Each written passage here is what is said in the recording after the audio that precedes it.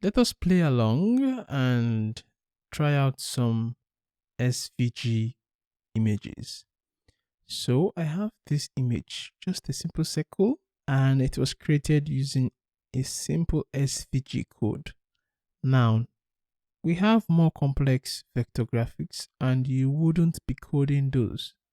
But this is just to show you the basic structure of a vector graphics code. You can actually have it in your HTML.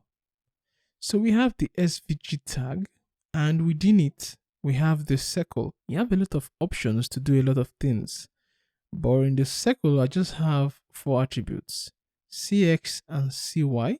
Those represent the X and Y axis of the middle of the circle, where it should be positioned. We have the radius and then of course the fill. If I change the fill to yellow, the circle turns yellow. This is a very basic code, but just to show you what can be done with vector graphics. But generally, you would be using other software to create your vector graphics.